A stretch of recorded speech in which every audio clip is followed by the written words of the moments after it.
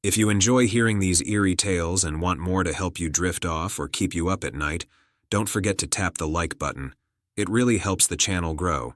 Ever since I was little, me and my family always took trips upstate New York to the Catskills. We had this old beat-up trailer up there. It was probably around 50 years old at the time. It had a kitchen, a living room, a bathroom, and 2 bedrooms.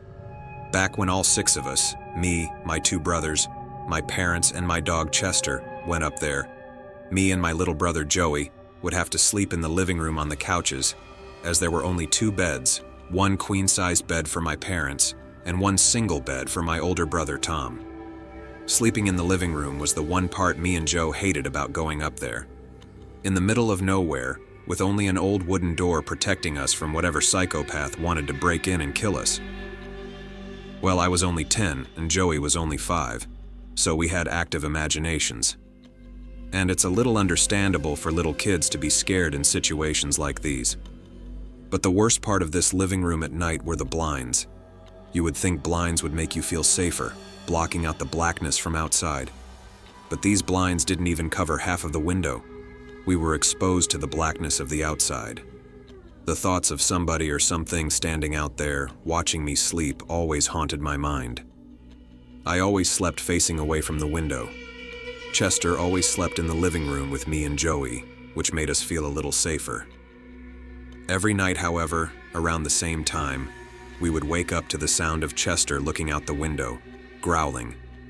I was always too afraid to go check outside, so I would call my dad and tell him to go look. He would always step outside and take a look to make us feel better, and then he would come back in and tell us it was probably just a deer. There came a time where my dad grew sick of this routine every night and told us to ignore it and go back to sleep. As the years passed, my mother grew tired of going up there. Chester passed away, and my older brother was always too busy with his new job. He never really enjoyed it as much as me, Joey, and my dad did anyway. This was the first year that it was just the 3 of us going up there. It kind of saddened me knowing that someday soon, my dad would have to sell this place. I knew he couldn't afford to keep paying the taxes for a place that we only visited once a year. For all I knew, this would be our last time going up there. It was a long 4-hour drive from our Long Island house to the Catskill Mountains. I didn't sleep much during the ride this time. I just watched as the buildings surrounding the highways turned from houses to trees, and then eventually to hills and mountains. It was around 5 o'clock when we arrived to the old sign that advertised a horseback riding business. That's how we knew that we were there, just a few more turns. We passed by just about the only neighboring house for about a mile. I don't even know if I would call this a house. It was more of a trailer-type home itself. It was relatively close to our trailer, just a few turns away. We never saw who lived there. We never saw any sign of life there. It was strange, though. Every time we drove by it, the grass seemed freshly cut. We never really thought about it too much, and usually just shrugged it off with some logical explanations. We arrived at the trailer, and stepping out of the car, I immediately picked up on that great country air smell. For the rest of the day, we just relaxed and watched some TV, with a very limited selection of channels. Once it gets dark up there, there's nothing you can do outside. It gets creepy up there at night. Even my dad admitted that once, which kind of creeped me out because he was never one to admit fear to us. Once we got hungry, my dad decided to go get a pizza for dinner. My little brother always had a sweet tooth, and he knew that if he went with my dad, he would convince him to buy him candies and a soda. I have been alone in the trailer many times, but that was during the day. I didn't mind that, but the sky was already getting dark, and I knew it was a fairly long drive to the pizza place. They wouldn't be back until there was full darkness. I didn't want to show my dad that I was afraid though, so I stayed, asking them to bring extra oregano. I heard the Honda start and move from the grass to the gravel road before driving off. I was watching TV in the living room. It was dark enough where I had to turn on the lights at this point. It was getting darker faster than I had hoped.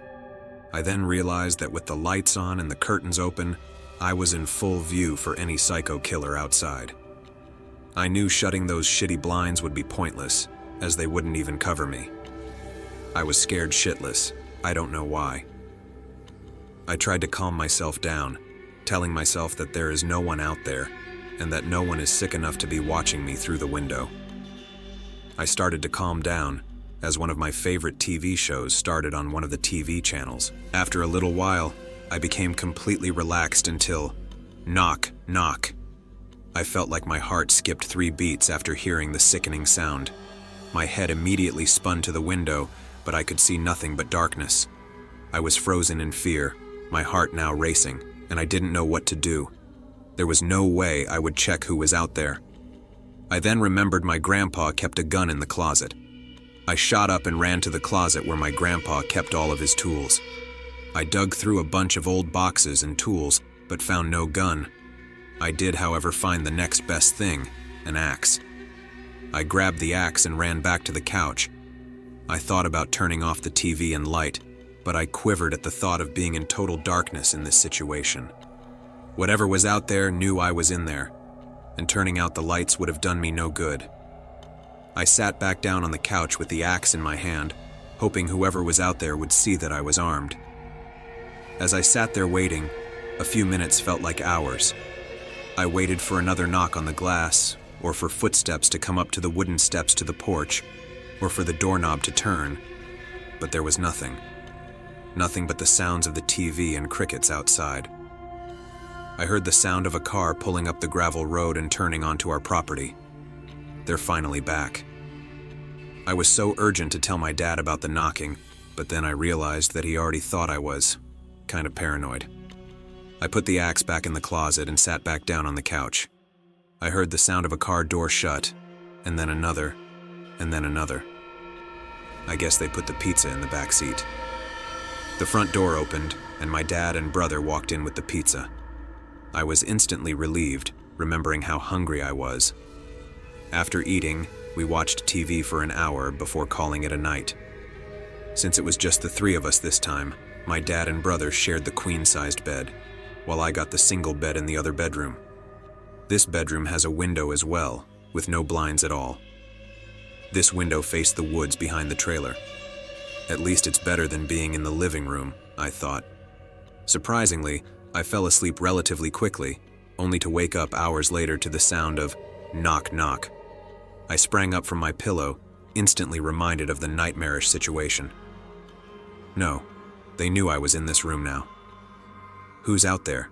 Are they watching me? Why? All of these thoughts filled my mind, almost causing me to forget the most natural and expected reaction from almost anyone. I screamed for my dad, and I immediately heard him run out of his bedroom and into mine. He turned the light on, asking me if I had gone completely insane. I explained the thumping noise on the glass to my dad, and he reluctantly agreed to humor my story. He stepped outside with a flashlight and searched around the whole trailer.